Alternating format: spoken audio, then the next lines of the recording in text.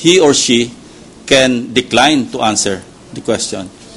Ginoong Senador, ang aking pong iniisip na talagang may personal knowledge dito is si Justice Sereno. Kanya nga po, That's accepted po. Pero for all you know, hindi lang naman si Justice Sereno ang present doon. Baka meron siyang bit-bit na Supreme Court employee, one member of our staff, na pwede yung... saklaw po yung yung sa resolusyon ng Korte. Well, I'll say it again. Pati mga empleyado, saklaw doon sa I'll say it again. This is an impeachment court. Sui generis po ito. Ito po'y supreme din on its own. Ano? Anyway, I'll not belabor the issue. Baka po naman sa pupunta na po sariling kusa ni Justice Sereno dahil dito sa ating usaping ito, baka naman sa kanyang kusa ay humingi siya ng waiver at kahit harinawa mabigyan ng waiver o clearance ng Korte Suprema at dito magbigay ng kanyang Anyway, sir, that's just a side issue. I'll now proceed to my main issue. Tatanungin ko na po si Secretary De Lima. Okay, maraming salamat po sa inyong payo. Susubukin po namin yan. Baka naman po maawa si Justice Sereno sa ngalan ng bayan na pumunta rito para magbigay ng kanyang sariling salisay. But if you're waiting for the impeachment court to issue a subpoena, wala na po yun because we have unanimously supported the presiding officer that we will not issue a subpoena to any associate justice of the Supreme Court. Alam po namin kanya po. Now, Madam Witness, magandang hapon po. Magandang hapon din po, Your Honor. When did you first learn? Kailan niyo po unang-unang nalaman na mayroong TRO? Ayon po sa inyong salaysay, mga 1 o'clock ng hapon ng November 15. Tama po ba yan? Opo, nung nag-press con po si Ginoong Maidas Marquez. Now, when did you first learn about the conditions imposed by the Supreme Court? Nabanggit din ho yun. During the press conference? Kung hindi po ako nagkakamali, parang binasa po yun. Binasa po yun ni Maidas Marquez. Pero ayon din sa inyong pag-testify dito, unan yung natanggap yung kopya ninyo around 8:16 a.m. the following day, November 16. Opo, 8:25 or 8:26. Kailan nyo po unang nalaman na mayroong irregularities, mayroong hindi pagsunod do sa mga conditions na na-impose? Nung natanggap ko na po yung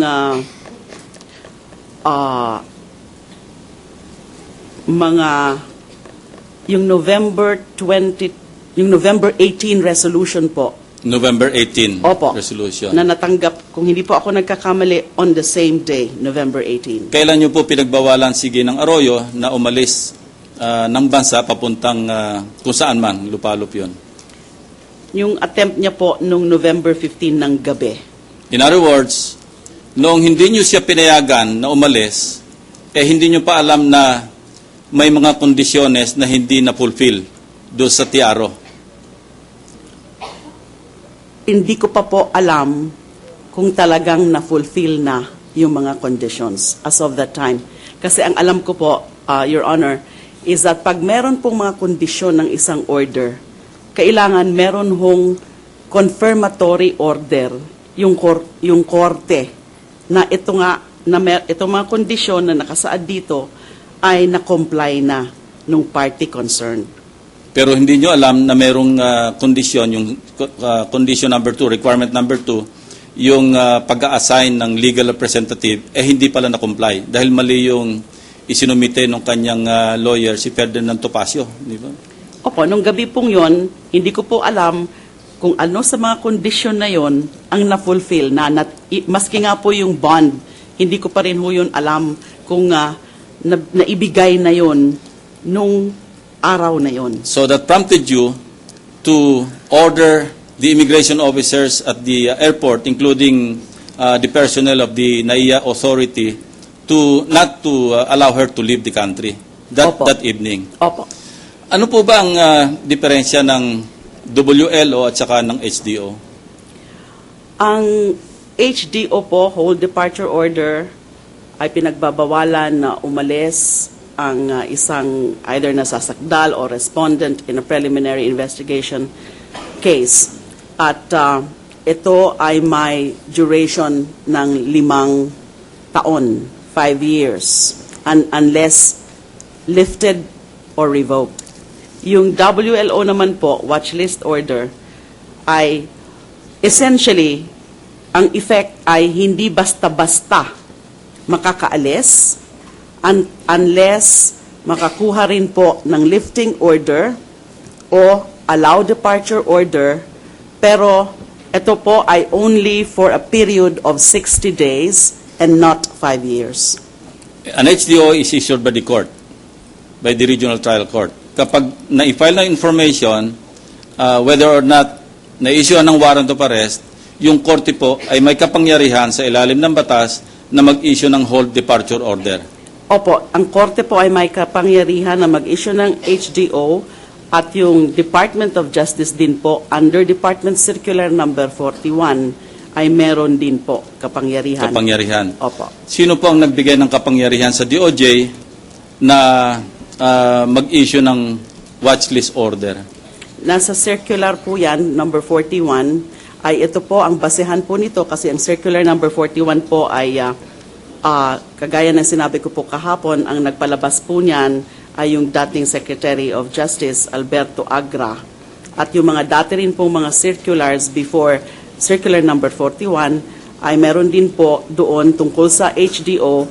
So yung mga dating circulars in-issue rin po ng mga dating Secretary of Justice. Ang batayan po ay yung sa Administrative Code na kung saan 292. Opo, EO 292. Executive Order 292 po. Pero basahin po natin yung pinagkopyahan, yung sinite dito, which is yung circular number 18. Hindi po ba yun yata pinanggalingan nito eh? Opo. Department Circular number 18. At ang sinasabi doon, binibigyan ng, wala yung notes ko, binibigyan ng kapangyarihan ng Secretary of Justice para utusan ang immigration. Pero pagka sinabi pong immigration, yun po'y patungkol lamang sa naturalization, mga naturalized at sa mga aliens. Hindi po ba? Basically, opo. Opo. So, ang sinabi niyo po kahapon sa mga pagtatanong ng aking kaprobinsya na si Senator Bong Revilla, mayroong effects of a law ang Circular number 41.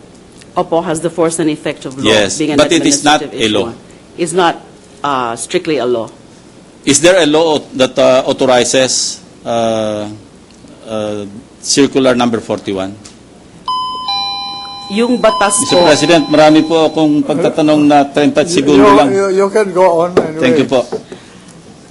wala pong batas expressly authorizing yung Department of Justice o yung Secretary of Justice na mag-issue ng hold departure order or watchlist order. Pero ang batayan po dyan ng poder na yan ay yung aming mandato under the Administrative Code at ito po under the rulemaking powers din po ng department for the effective implementation of its mandate at saka po yung exercise ng police power. Now, may an agency, in this case the DOJ, grant to itself by issuing a circular that power? Kayo mismo, hindi po ba self-serving yun? Pagka kayo mismo ang nag-grant ng power sa sarili ninyo sa pamamagitan ng isang circular, hindi po ba ang nararapat lamang, it is basic for that agency, in this case, again, the DOJ, to seek the support of Congress by way of an enactment. Hindi po ba? Yan ho ang ideal situation kung meron po sana pong talagang batas na talagang directly, expressly, categorically granting us that power, mas maganda po sana yon. Pero all these years nga po, wala pa. Hindi pa ho yan binibigay o hindi pa ho yan na pinapalabas ng Kongreso. Pero meron po kaming batayan, yung sinasabi ko po kanina sa Administrative Code, meron po kaming kapangyarihan na mag-issue ng mga rules and regulations na sa tingin namin ay makakatulong para talaga magawa po namin ng maayos ang aming mandato, which is to administer the criminal justice system, investigate crimes, and prosecute criminal offenders. Have you even attempted to ask Congress to enact a law para mabigyan kayo ng ganong kapangyarihan sa ilalim ng ating batas?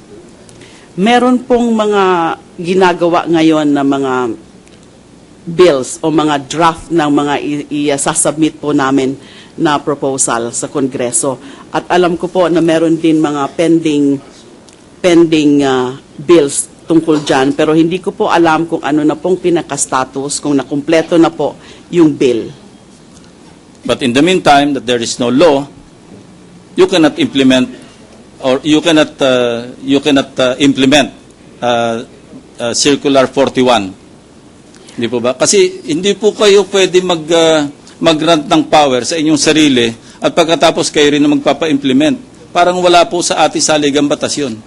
Recognize po yan na kung meron po kaming rulemaking powers sa pag-aming paggawa ng aming mandato, ay pwede po, and the police power. Kasi yung police power nga po ay nasa Kongreso nga po yan, but it can be delegated. And it can be delegated through the power of the agency concerned to issue rules or to promulgate rules and regulations para mapadali ang trabaho. At yung pagbibigay o pag-i-issue po ng HDOs and WLOs ay long recognized institutional practice na po yan ng DOJ. Mulat sa pulpa po ay yung mga dati pong mga secretaries of justice, kasama na rin po yung lahat ng mga secretaries of justice na mga inappoint ng dating Pangulo. They have been issuing whole departure orders and watchlist orders bago pa man po yung circular number 41. Alam ko po yun dahil ginamit po ito ni dating Pangulong Arroyo to go against their perceived political enemies. Hindi po ba? Kasi minsan naabutan ko si Congressman Saturo Campo, kawawa, nando sa isang kwarto doon sa immigration, at ang dahilan lamang kung bakit hindi siya paalisin ay mayroong watchlist order. Sa akin po pagkaintindi, as the name connotes, or as the nomenclature indicates, watch list, parang ang connotation lamang, bantayan nyo yan, alamin nyo kung saan pupunta, alamin nyo kung kailan babalik, and nothing more. Hindi naman pwedeng pag-watch list, sasama na ng hold. Kaya nga meron tayong tinatawag na hold departure order, at meron tayong tinatawag na watch list order, kasi magkaiba po yung dalawa. Kanina, tinanong ko sa inyo, anong diferensya? Sa inyong paliwanag, wala ako nakita ng diferensya. The difference is the same. It's just the period. Yung epekto po ay Hindi lang parang... Pati yung epekto po, dahil hino-hold yung Pilipino para hindi makalis ng bansa by virtue of a watchlist order. Yun nga po ang nasabi ko po kanina na watchlist order, pero yung epekto po ay halos pareho in the sense na hindi ho basta-basta makakaalis, na hindi muna magpaalam sa Department of Justice sa pamamagitan